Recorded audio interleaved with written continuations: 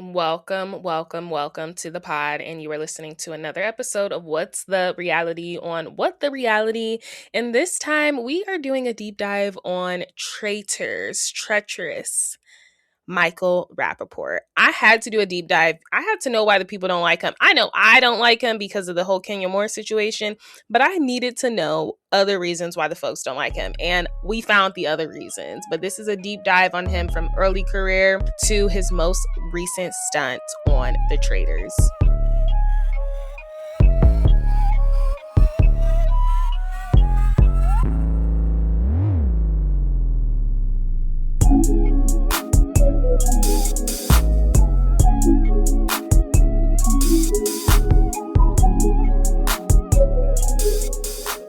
Welcome to the pod. You are listening to What the Reality with me, Kasha Roberts, and welcome to another episode of What's the Reality on What the Reality. This time, this episode may be controversial.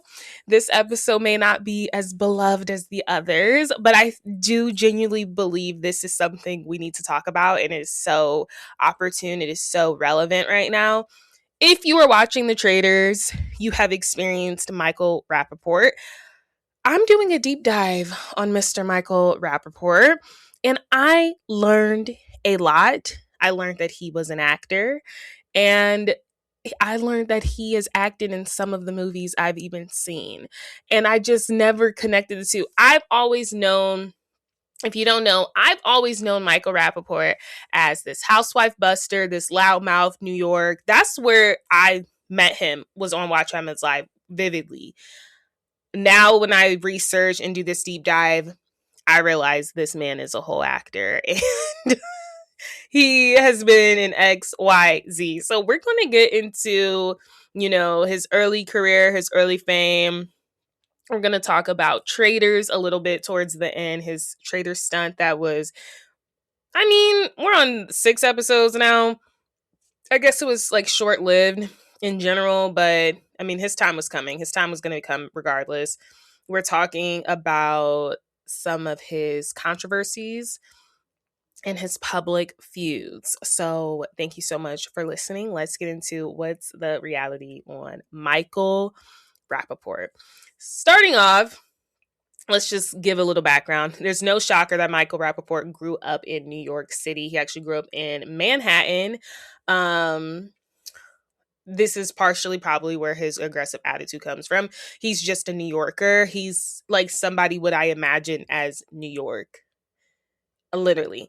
At 19, he did move away though. He moved away to pursue a career in acting, and he moved to Los Angeles, the city of angels.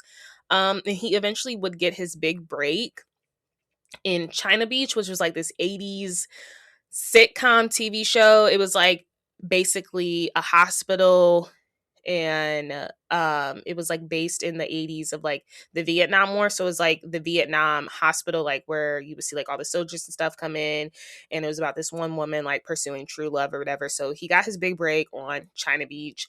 So he's been around since the 80s, y'all. Like, I knew he was an actor. I just didn't realize like his literal resume. He was also one of the main characters on Prison Break, which I did not know. I've never watched Prison Break, but like, how do you not know of Prison Break, right? Prison Break has been on since like it was like on from like, is it still on? I think it was on in like 2005 or something to like 2017. It was on for a while, and it still may be on. And then he also has some directing experience. He directed a documentary based on the Queens, New York hip hop group, A Tribe Called Quest. Like, my dad actually knows this group. Like, I've heard of this group before. I'm sure my dad has played it for me or whatever. That received rave reviews. He also had a film for ESPN 30 for 30. It was an ESPN film, 30 for 30, when they used to do that. He directed one of those, and I actually made it to the Tribeca Film Festival. Like, this man's catalog is insane. Just to name like some of the few, he's done like Zebrahead, True Romance, Higher Learning, which is like one of my mom's movies. So it's like, I'm pretty sure I've watched Higher Learning. Metro, Copland, Deep Blue Sea, Dr. Doolittle, the second one. He had a reoccurring cop appearance on Friends, and he was dating Phoebe on there. He was on that for like 4 episodes. Boston Public and Atypical, so much more. Like, I was actually gagged and floored while I was researching him. He also has experience with like hosting on Fox Sports. He also corresponded a podcast called Pardon My Take on Barstool Sports, which we will get into. The Barstool Sports podcast. He was on The Masked Singer recently. I think most recently, like, something was like The Masked Singer, but he was like a reoccurring like wild card contestant because he was like the pickle or whatever. So that was another thing. Yeah, like I said, he has the accolades besides just this housewife buster, this mad shit talker. Like, he is an actor and he has been around in the game since the 80s. If you guys did not know, born in the 80s, crack babies. Like, it is honestly insane to me as a Gen Z learning this information as someone that is a housewife lover and just knows him solely from being on Watch What Happens Live. Let's get into these relationships, okay? Because if we're going to talk about that, we got to talk about that. He has found himself in a harassment lawsuit, and this was with his first ex. Well, I'm sure not his first, but like his first, like when he started getting famous, you know, he was dating Lily Taylor. Shockingly, Lily Taylor is in The Conjuring. She was in Mystic Pizza. She was in Public Enemies, Arizona Dreams. She has also a very curriculum resume as well, like very like high, top notch.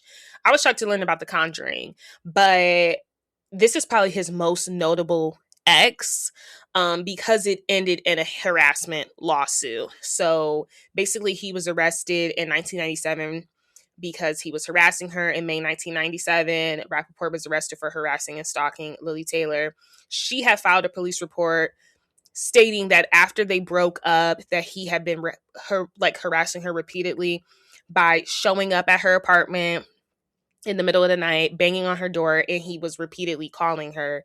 And he had admitted that he did call her in a time span of 4 days, 21 times, and she obviously did not answer. So then the two I wonder if the two met. That was like another thing I meant to look up before. Obviously, I'm pretty sure like they met on set because they were like in 2 movies together, Ill Town and Kicked in the Head. So he did plead guilty to the harassment and admitted to the judge that he called her 21 times, which is like honestly insane in 4 days. Especially back then, like, you know what I mean? Like, this person is clearly avoiding you and you keep calling them. I feel like now 21 times, the way we kind of glorify toxic relationships so much now, I feel like people be like, oh, 21 times in 4 days is nothing. But I'm talking about like, you talking about like the 90s, like calling somebody 21 times in 4 days is insane regardless if they're not answering.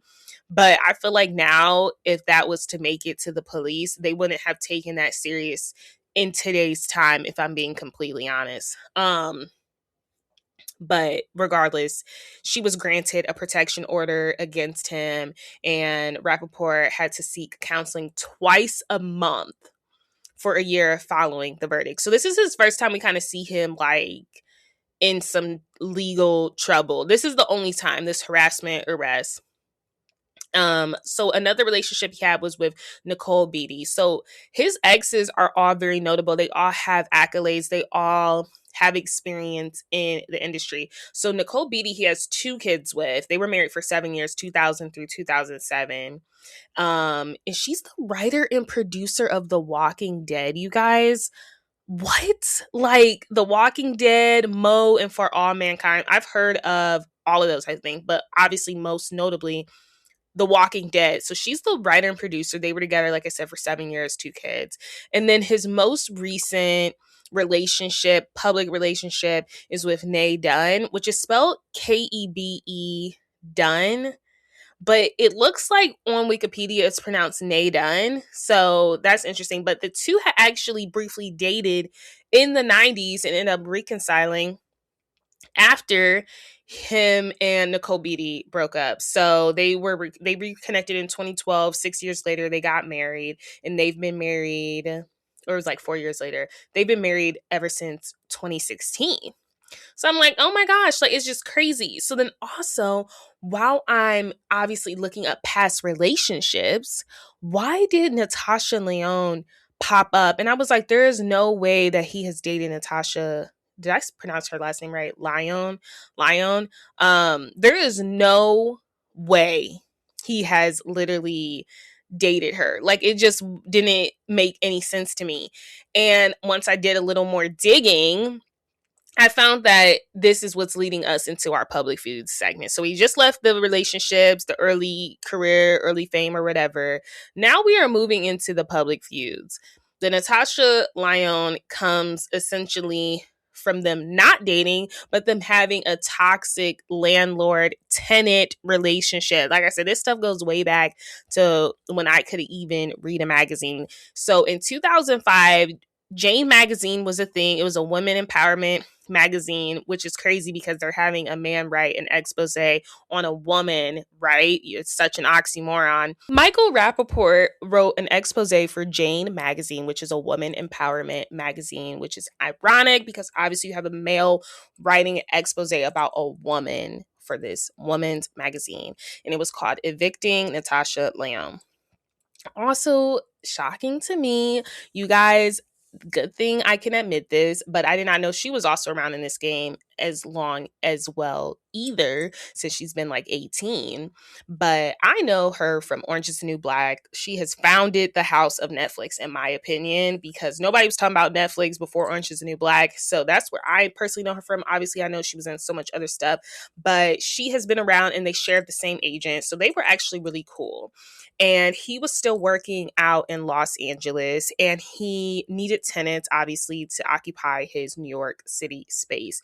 So he was like, okay, Natasha, like, yes, you can move in, you know, and then he also had one of his friends living there. And then he also had, what else? Who else did he have there? He had like two other people that he knew. So apparently everything was cool. And then Tasha would get into these moods and she would start going off on the other tenants. Basically, she was calling the girls the see you next Tuesdays. She would get in these rampages. It was honestly insane. You will be able to find this expose on Tumblr. That's the only place I was able to read it. And it was literally out of a magazine. I had to like zoom in and like find it. So basically, she was a terrible tenant and she would be going off on the other tenants. And then, you know, it got to a serious point where Michael was like, you have to move out.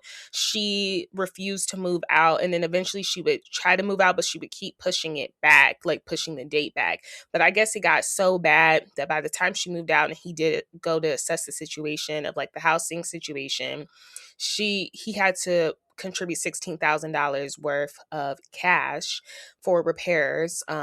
He said it was left a mess. He said even when he saw her, like he hadn't seen her in a while either. So when she eventually did have to move out and he had to have that face-to-face conversation with her, she looked insane. So during this time, when he is writing this expose and when he is talking about the drama surrounding rooming Natasha Lyonne, and their relationship allegedly after that was changed. Like he said he never wanted to see her again. That's how he really ended the expose. He was like he didn't want to see her again, and it was kind of like the worst decision ever. Obviously now she has been on Watch Women's Live. Andy Cohen actually asked her that question, which is so crazy because I don't think I watched that episode of Watch Women's Live.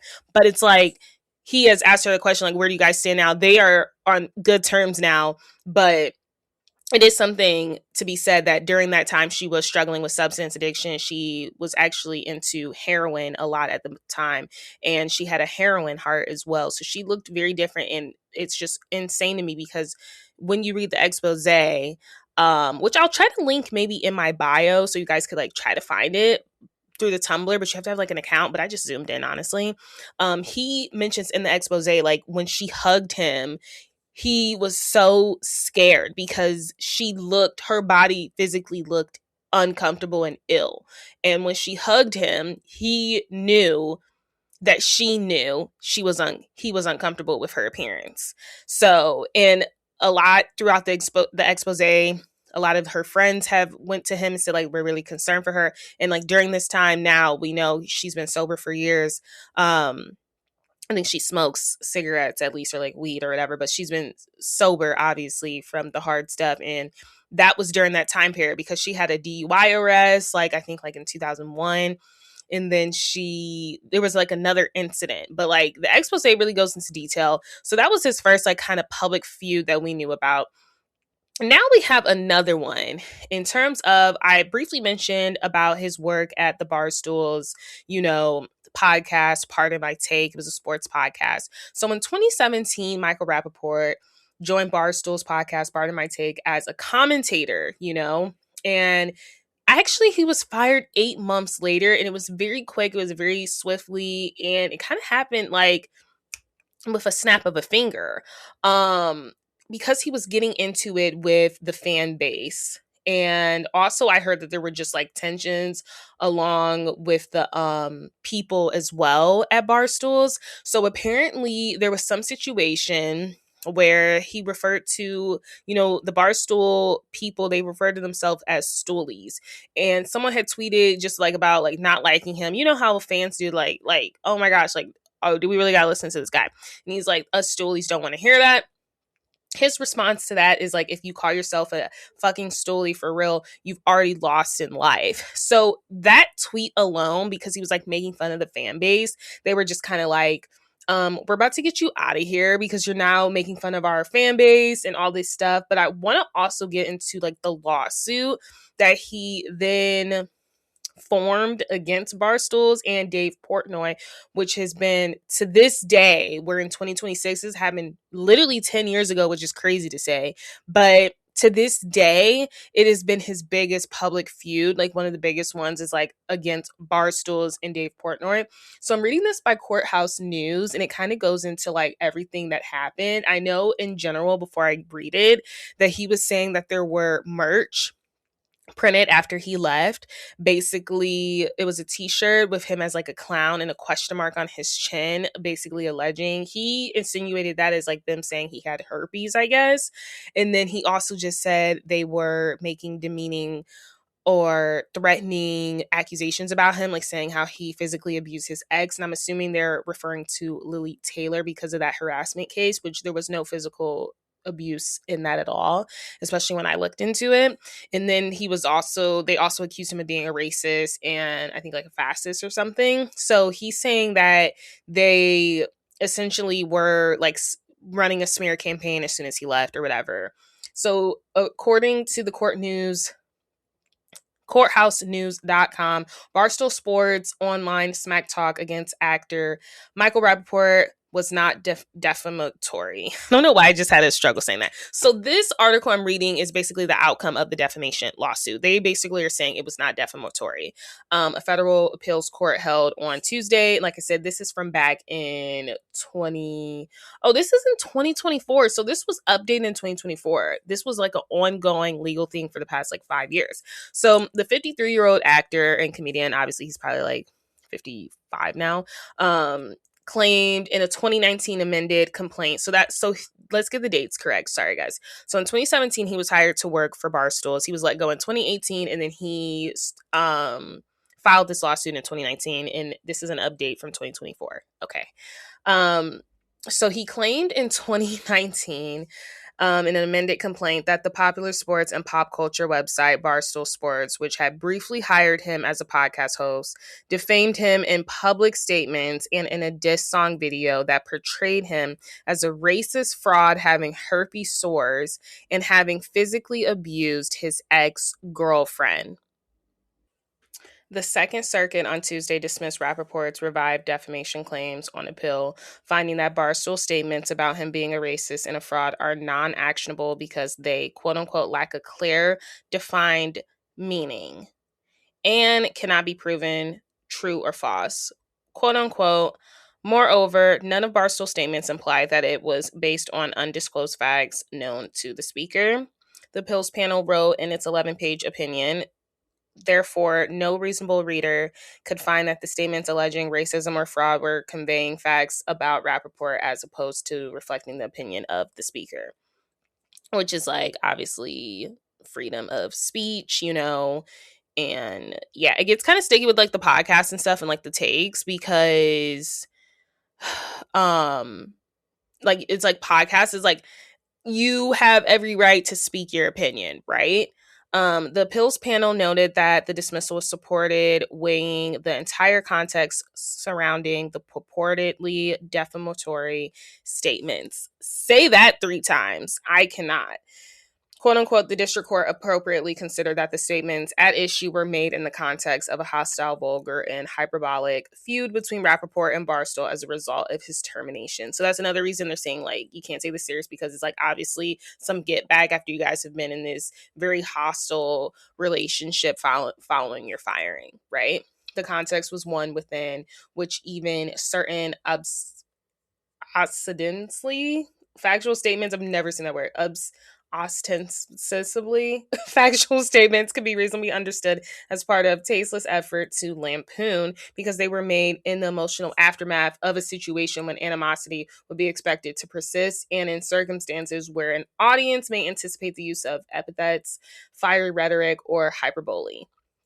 The opinion continues. Aaron Moss, an attorney representing Barstool Sports, told Courthouse News the company is pleased the appeals court recognized such context in evaluating the over-the-top insults at issue in the case and recognized that no reasonable person would believe them to be statements of fact. This case involved what can best be described as the internet's version of a schoolyard brawl between a media company known for its irreverent and hyperbolic humor and the self-proclaimed MVP of talking trash, literally. He said Tuesday afternoon, crude memes and vulgar diss tracks featuring a talking lesion and an anthropomorphic cracker may not be the highest form of discourse, but they were rightly protected in the context of this case. Rapaport defamation's claims were added to a 2018 contract action he filed after his 8-month stint at Barstool ended with his firing for making a rude comment about the site's fan space known as Stoolies. The district judge, Naomi Reese Butchwald, dismissed Rapaport's defamation claims on summary judgment, finding the disputed statements were not actionable assertions of fact to be considered defamatory under New York law. The standard required a reasonable audience to understand that the speaker is stating an obvious fact as opposed to an opinion, Butchwald wrote.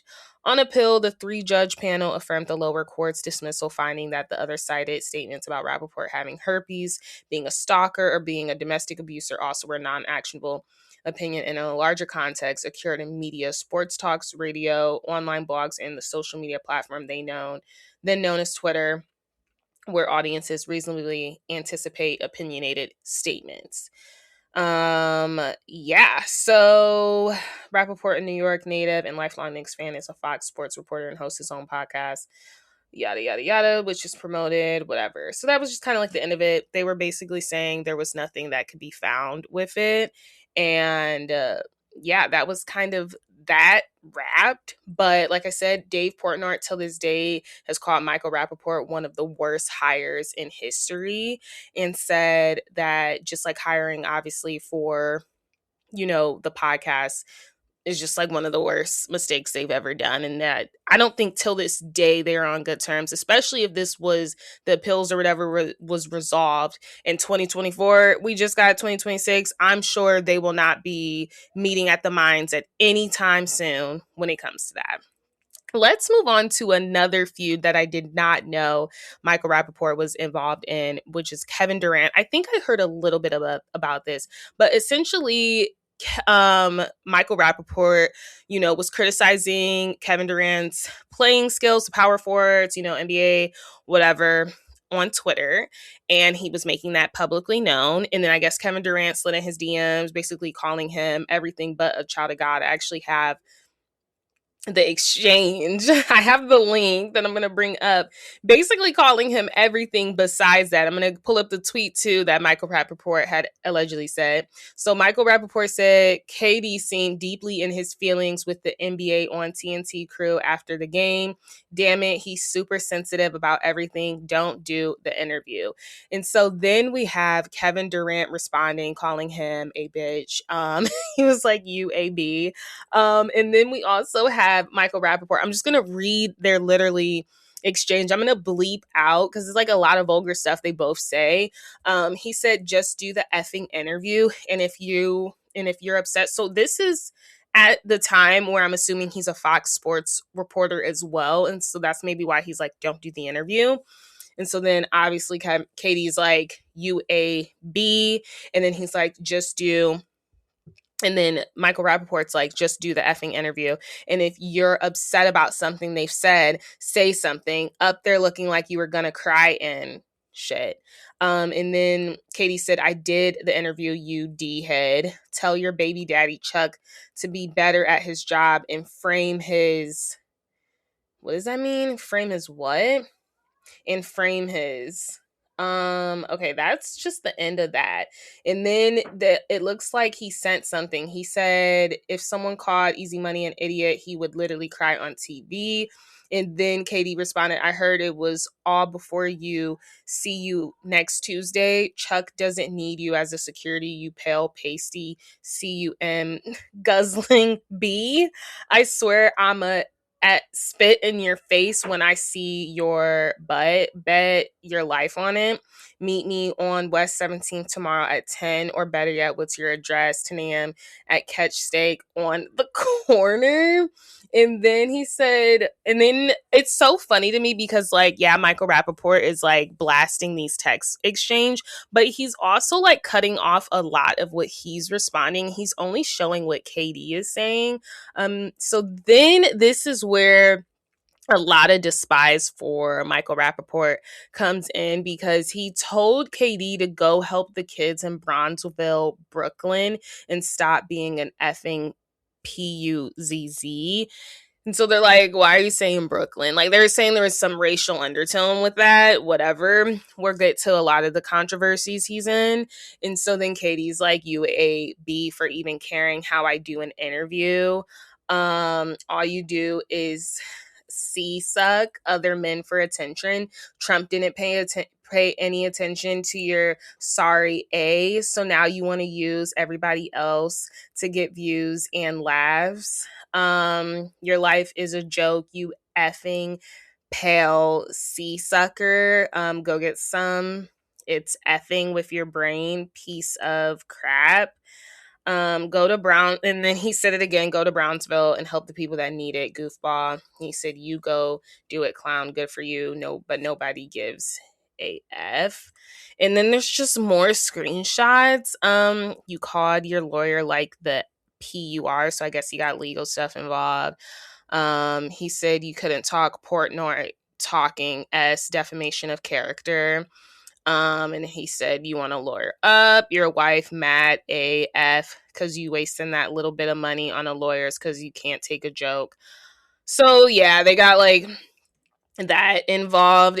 It's honestly so much what was going on. And so then obviously like the ESPN became aware of the dispute, and Katie actually apologized for that language. In this is a article from ESPN. This is back in 2021. Like I said, this dispute happened in 2020, I believe. Kevin Durant, as part of his first public comments since injuring his hamstring in February, on Thursday addressed a feud between himself and actor comedian Michael Rapaport that had been made public this week. Rapaport posted private messages that he said Durant had sent him, which included threatening language and anti-gay and misogynistic slurs. Coach Steve Nash said the organization had a conversation with Durant about the language he used in the exchange. And this is what Durant had to say once that exchange was put on blast. He said, "I'm sorry that people seen that language I used. That's not really what I want people to see and hear from me, but hopefully I can move past it and get back out there on the floor." He said, "I'm progressing pretty well. Looking forward to being out there with my teammates pretty soon."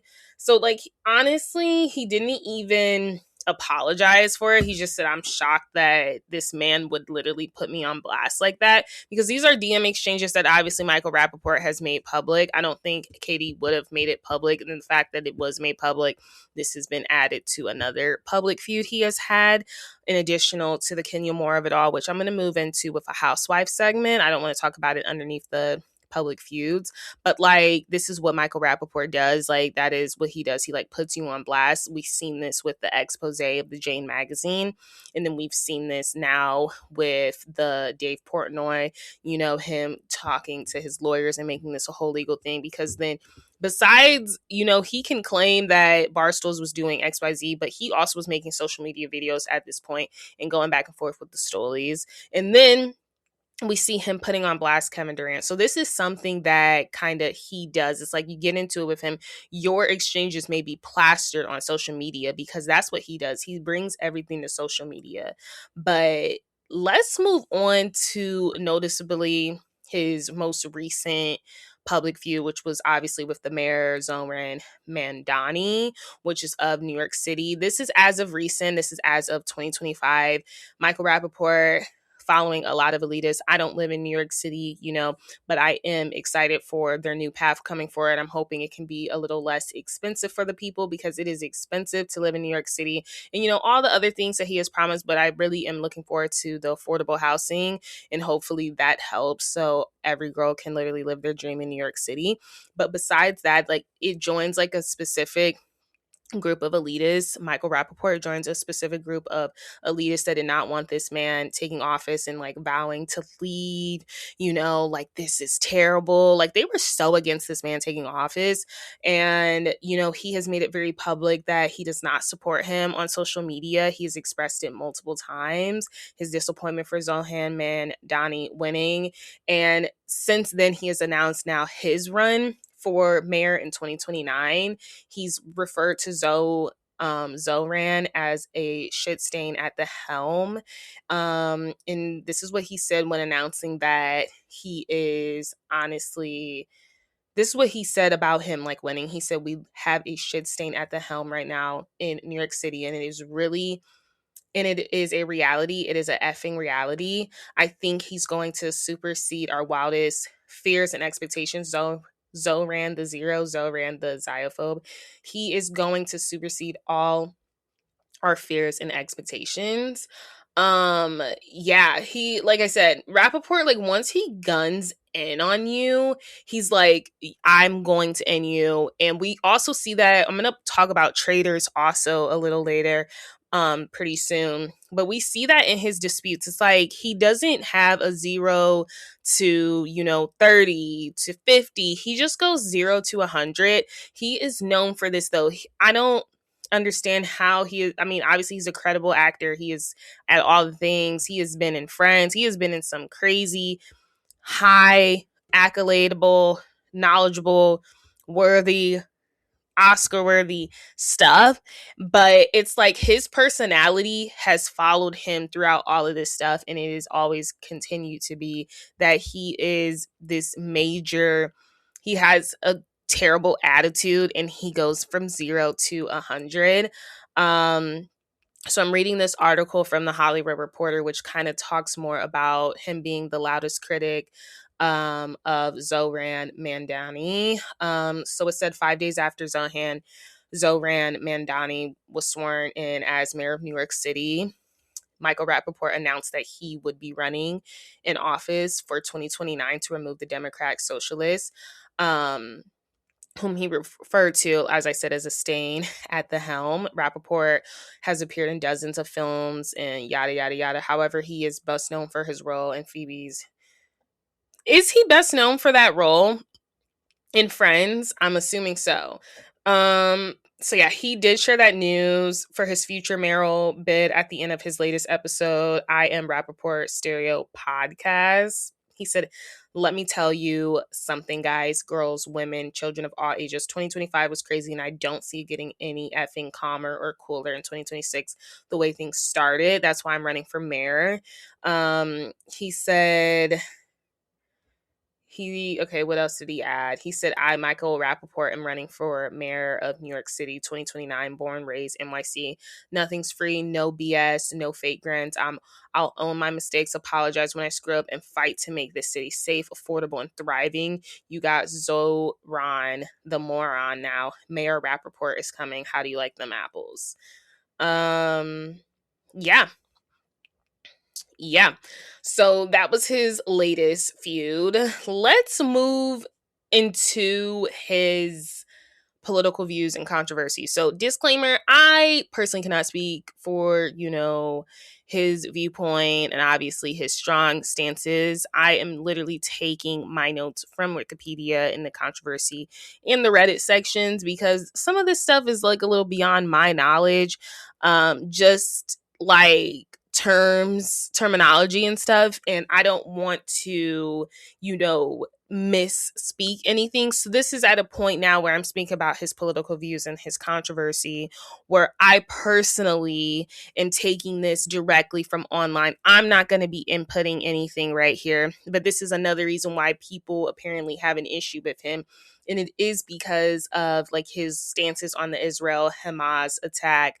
Like I said, this is where I'm just taking it straight from Google, what they delivered to me. So Michael Rapaport has apparently been very open and has publicized his criticism of the Hamas attack and claims to be a self-proclaimed Zionist. He's also saying that Jewish people should actually reclaim the word Zionist. He's also a defender of the U.S.-backed Israeli genocide in Palestine. And he has also encouraged his followers to actually vote for Trump because he believes the Biden administration, or he was encouraging people to vote for Trump because he said the Biden administration had not done anything to help the Israel situation. So then we have this from Wikipedia. Actually, after the October 7th, 2023 Hamas-led attack on Israel, Rapaport appeared in many independent activist shorts supporting the release of hostages taken by Hamas and its affiliates. He also had something controversial to say regarding the Hamas attack, and if the hostages were Black, nobody would care or something. I don't want to misquote him, but there was something in terms of like if the hostages were Black, nobody would be talking about this or something, or maybe people would be talking about it. It was something kind of like negative, and that's where like a lot of people like say like he's low key like a racist because it's like he's always bringing in race in. But Rapaport has since become a vocal pro-Israel advocate. He has made multiple trips to Israel since late 2023, including visits to sites affected by the attacks and to Hostage Square, where he has spoken at rallies. Rapaport has publicly criticized what he views as a lack of support for Israel within the entertainment industry and has urged Jewish people to reclaim and proudly own the term Zionist. He also appeared on the Israeli satirical show Eretz Nehederet, mocking responses to anti-Semitism and the silence of some Hollywood figures regarding the conflict. He says that his vocal stance has caused him to lose acting jobs, but that he has no regrets about his advocacy.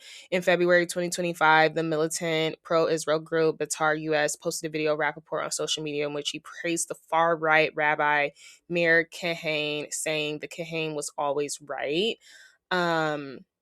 And there's been just a lot of think pieces on Michael Rapaport's obviously stand. I have this from Unpacked Media that was basically summing up like, the Traitors, Michael Rapaport's Jewish identity, Israel advocacy, which I may link also if you guys want to read more about that. But that's where like a lot of also his criticism comes from. They said that, let me see if I can find, there was like an excerpt I wanted to read, but I don't know if I see it. But that was kind of like it. So, like the whole like Zionist thing, which people kind of like took offense to. They're like, he's saying like Jewish people should actually reclaim the word. I might just link this article because it might be repetitive. But let's move into, something that isn't as heavy. Obviously, that is where a lot of his controversy comes from. Another part of it is we can go back to the racism, him telling Katie to go to Brooklyn to help some kids. And now we can talk about Miss Kenya Moore. Let's move into the Housewives before we end off on the traitors of it all. But he has infamously been in a feud with Kenya Moore. We know he is very much obsessed with Housewives. He has made it known that he watches the Housewives. He has been on Watch Women's Live multiple times, and he actually had a public dispute with Kenya Moore, which I need to look for their video because there was just something, there was like a lot going on. But apparently when he was on like a taping of Oh, I found it. Of course I found it. That quick. Twitter. There was a incident which I'm about to play right now. I appreciate you being a fan, though. Thank you for watching. Keep the cable on. A new job would help with that. Oh, Kenya, please, Kenya, you wish you were me, Kenya. A middle-aged fat white guy. So when that happened, he went to his Instagram story to post a picture of Kenya Moore after their issue. And the thing is, the issue that stems with Michael Rapaport and Kenya Moore was that he was one of the people when she did get dragged by Portia that said she deserved to get dragged. Now, I have not done a deep dive on the Kenya Moore and Portia at all. It might be a while. But I will say, in terms of my stance on it as a Black woman, I thought Kenya Moore did deserve it because she was provoking the situation. However, as a white male, which I am not, I think it is crazy for you to be speaking on any Black women to be getting dragged.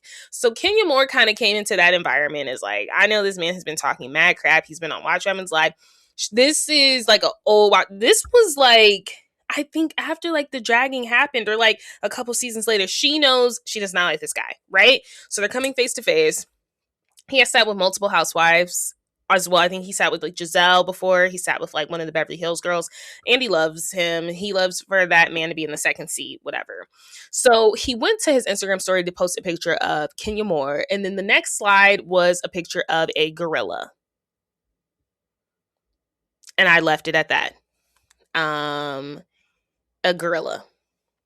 So that is another reason why people are like, why have you cast this man on Traitors? You know, we can go back to his controversy with the stuff he was talking about with the Biden administration voting for Trump. That alone, we could talk about how mean and rude he was to Mayor Zohran Mandani.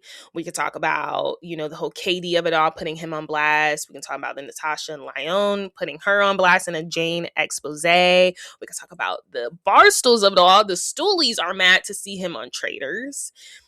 He's just this loudmouth person. And then we have a group of housewives. So he's kind of affected a bunch of different groups. He's affected the sports world. He's affected the politics. He's affected the housewife world. He's affected all of these different groups of people as to why they don't like him.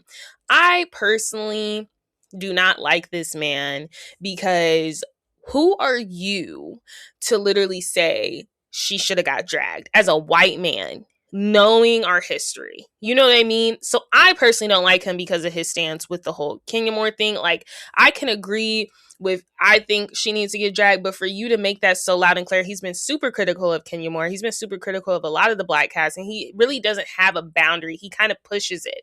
He's also, there's a thread on him that's like reasons why like this guy's controversial.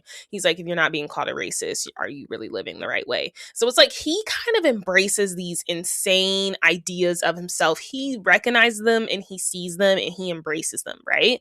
But he doesn't think there's anything wrong with it. But I think the biggest thing for me is like him posting a picture of Kenya Moore, and then the next slide you're posting a picture of her, of a monkey, a gorilla, a monkey.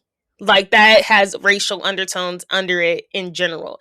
Like, that is insane to be doing, whatever year he did that. So we had that. Obviously, he's still very much still obsessed with Housewives because he has been back on Watch Women's Live since then. And then this has landed him his latest gig with the Traitors. Yes, the Traitors. So he was on Traitors, and I think he was on for 6 episodes. He was known to be very loud on there. A lot of the people did not like him, but the thing that really got him banished was his statement to Colton. A lot of people on Twitter are split. They believe that Colton deserved that read. A lot of people are saying, well, let's not forget of this checkered history in this past he does have. Like, that was not deserved. Essentially, he did tell Colton, you would make an easy and a pretty good traitor because of how long you have held in a secret, how long you can keep a secret. Obviously, we know Colton Underwood is also not very much liked by the majority because he went on The Bachelor knowing he was gay, and then eventually harassed his the ex-girl that like ended up breaking up with him. He apparently was harassing her and everything. Colton is not loved by the people, even by the gay people. However, they did unite to say like, I don't think they understand what's going on in the house. The people were like very much on Colton's side, but I will say from a social media perspective, they were not. They were just kind of like, well, he kind of read him. But either way, it's like, why are you bringing in his sexuality and saying like that would make you a good traitor because like you're hiding a secret? So he still went out with a bang. That is Michael Rapaport. He's loud. He's in your mouth. He is in your face. And he is always playing offense. I wouldn't even say defense. Like he's just always on offense. Like it's like there's no defense ever in between because he's just always in your face. But that's really much him. He is a controversial guy. He is pushing the limits. He's a walking red flag, and he is still continuing to be in the media. That does not change. He still has the podcast and everything. But like I said, a lot of people were upset when he was casted with Traitors just because of his controversies, his political views, his housewife views, and just him just being this like loudly overcompensating man, right? But that is really a deep dive on Michael Rapaport. I hope you guys enjoy. I really liked doing this. It was just like quick. Like I said, the Natasha Lyonne was probably the biggest news to me, that whole expose. Like I said, I'm going to try to link it in my description so you guys can read it and just zoom in. It's going to be like from a Tumblr thing. But it is insane to me that they had a whole landlord tenant thing. Obviously, they are cool. We see the kind of guy he is, but I know this is for the people that cannot stand him, and this is me giving some validity as to why you don't stand him, and hopefully helping you people understand, for the people that don't understand why people don't like him and why he has this huge, fan base of people that do not like him. Hopefully this has helped fill in some of those marks. I mean, obviously he just sounds like a jerk to me, but like I said, everyone has a history, everyone has a past, and this is him. This is Michael Rapaport. Thank you so much for listening. I will catch you guys for Toxic Tuesday.